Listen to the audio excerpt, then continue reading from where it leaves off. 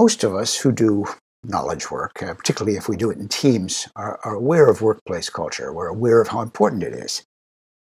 People talk about it. You hear it all the time. They say, our culture seems to have made us risk averse, or they comment on a merger that's gone awry, and they say, well, no wonder. I mean, the cultures of those two organizations were completely incompatible. People talk about it all the time. They talk about culture all the time. But if you press them, they often have a tough time defining it. It's not quite clear what they're talking about. It's an amorphous, badly understood, but really, really important something or other. And as long as we actually think about it as in such abstract terms, doing something about it, actually making an improvement, is going to elude us. My co-authors and I have come up with a new and surprisingly accessible way to think about workplace culture. It's a kind of a model. Its purpose is to give you a handle on what otherwise would be an ill-defined concept and allow you to make some improvements, some changes. In other words, the model is actionable. We've laid it out in our new book, Happy to Work Here, Understanding and Improving Workplace Culture. Now, of course, I want you to buy a copy of that book, of course.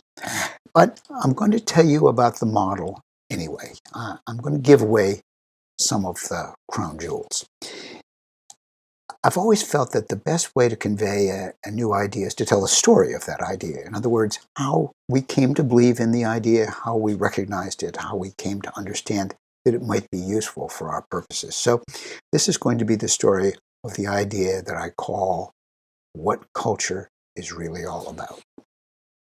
The story starts with a sociology professor at the University of Pennsylvania and a few of his graduate students.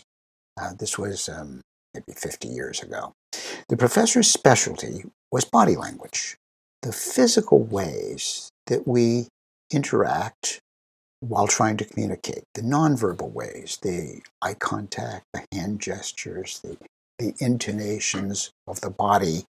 And he was particularly interested in how these things might vary across cultures. So he set out with his students and a trunk full of 16 millimeter film equipment. This was long before the age of digital video.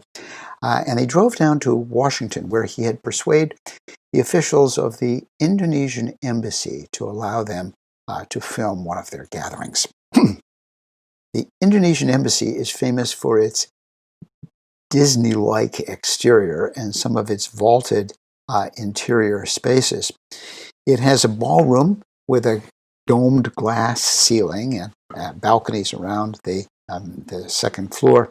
It was on these balconies where the professor and his students set up their equipment. Down below, what's happening on the main floor of the ballroom is a cocktail party, and the participants are members of embassy staff, diplomats, guests from this and other embassies, and the researchers are filming all of this from above. So they have a bird's eye view. What they were particularly keen to film was pairs of guests locked in conversation. So here we see two such pairs. What they observed with time-lapse filming is that virtually each of the pairs was doing a strange kind of a dance, so slow that probably they were not aware of it, but each pair was moving in an imperceptible but consistent way, with one person advancing slowly and the other backing. Once this pattern was established, it persisted in the same direction. None of this is entirely understandable until I tell you that the guy in the tan suit is Norwegian and the one in blue is Greek. This guy is Mexican, and the person he's chatting with is a Brit. People from different cultures have different notions of personal space. I can attest to this from my own experience. I have an extended family with some Spanish members. When I'm in Spain chatting with my relatives there, my Spanish relatives and acquaintances, I often have to lift my chin a little bit so that I can focus on their faces through the bottom part of my bifocals. That's how close they are. If an American guy were that close, I would conclude he was getting in my face, that it was a hostile act. If it's a Spanish guy, Just means he wants to tell you something. Each one of us has a built-in series of zones surrounding us. Inside the red line is the zone I think of as too damn close. If you move into that, I'm inclined to back up a little. Outside the green line is the zone of too far away to have a good conversation. If you're in that zone, I'm inclined to move in a little closer to correct the problem. None of this is written down. We don't talk about it. It's not taught to us. We don't even know exactly what it is. If I informed you, for example, that your too damned close line is 300 millimeters away from your nose, that would be the first time that anybody had thought to quantify it for you. But here's the point. Our zones are culture dependent. British people tend to have wider zones than, for example, Mexicans. When they're chatting, a Mexican and a Brit, their zones bump up against each other, and both are constantly adjusting to correct. It's an insight that our notion of personal space is culture dependent, but that's not what caught our attention. What did get our attention is the link between the behavior of respecting personal space and the unwritten rule, this is what my personal space is, that is common across a whole culture. This is the mechanism by which culture defines and manifests itself. This is how culture works. If you and I are part of the same culture, it means that we share many beliefs and that we have a shared set of unwritten rules that we just naturally accept and obey without ever really thinking about them. It's the shared beliefs and the shared implicit rule sets that define our culture. And most important, they define the ways that we interact with each other. Again, the shared beliefs and rules that define our culture are almost never written down. They're never taught to us. They're not discussed. They tend to be an invisible part of our firmware. What is visible is the set of behaviors, good or bad, that they cause.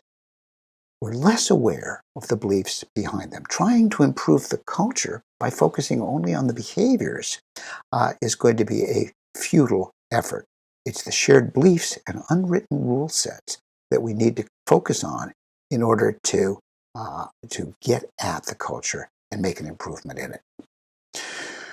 Once my co-authors and I came to that conclusion, we went to work to ferret out the underlying shared beliefs and rule sets of organizations where we judged the culture to be healthy, even exemplary.